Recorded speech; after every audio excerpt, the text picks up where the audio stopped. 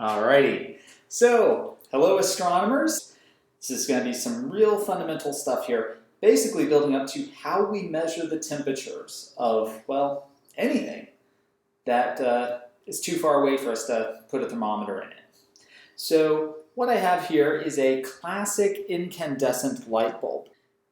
Down the middle there, it's not really showing up well. Down the middle of this is a wire. A piece of metal that an electric current is going to run through. The glass tube basically protects it. So inside there's just a small amount of an inert gas so that the piece of metal does not catch fire. Also, I've got a gadget called a diffraction grating. That's just a piece of plastic that has very, very finely engraved ridges on it. And the idea is that this takes the light that's coming in, that passes through it, and splits it up into its separate colors. So let me show you what that looks like real quick using the lamp that I've got in the ceiling here. So when I put the diffraction grating up here, notice that off to the side from the lamp, we've got a purple and a bluish green and a green and an orange and a red that show up.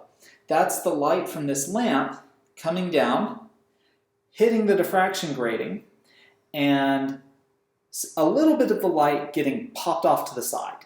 So you end up seeing it separately. So a little bit of the blue light that's coming in ends up landing over here on the camera. A little bit of the red light ends up landing over here on the camera.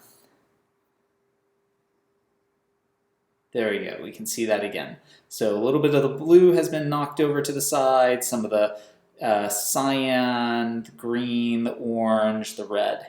Okay, so we're going to take a look at our lamp here. I'm going to, first, let me turn off my lights here. Spooky! So I'm going to start turning up the temperature for my lamp here. And so as I make it hotter and hotter, to just your eye, the most obvious thing is that it appears to get brighter, right? And eventually there's enough light coming off that you can see me. Now, I make it hotter and hotter and hotter and hotter and hotter.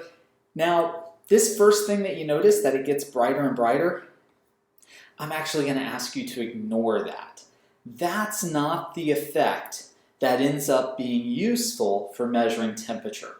Okay, so I'm highlighting it here just to tell you, ignore this. Something to pay attention to is the other change that you see happening. Compare how this appears now when I have it as hot as I can make it,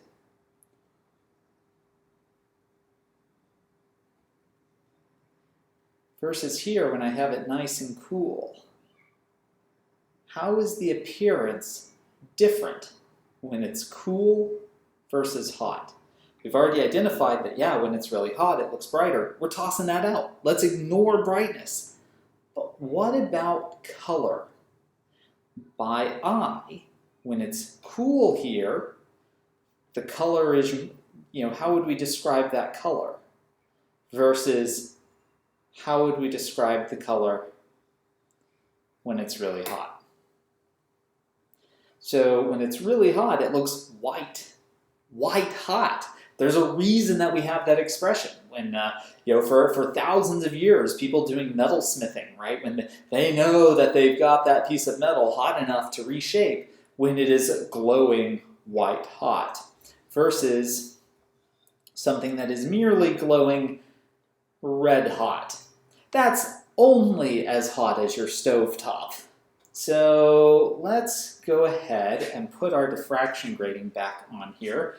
So let's try pre-placing a piece of tape. Let's see how well that works. There we go. Right, so off to the side, we can see the spectrum.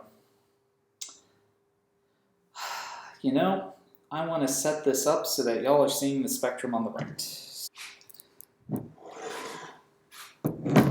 There we go. There we go. Okay, so When we take a look at the spectrum over here, so here we see the lamp, and then over here we can see the spectrum. The light from this lamp is being split up into its separate colors. Here at this low temperature, we're pretty much only seeing a couple of colors, a few colors. We're seeing green. Let's see if I can get my, there we go. I feel like a weathercaster. So green, orange, red are showing up here. Now I'm going to turn up the temperature. As I turn up the temperature, what happens to the colors that we see? We see more and more of them. And now we're seeing everything all the way out to violet, and it's just getting brighter and brighter and brighter. So let's compare just the hot temperatures to the low temperatures. So at a low temperature, we're only seeing red through green. At high temperatures, we're seeing everything from red to violet. And so this right here is our number one clue to how we measure temperatures. Things that are hot are going to be glowing in all these colors. Things that are cool will be glowing a more limited selection, the long wavelength light.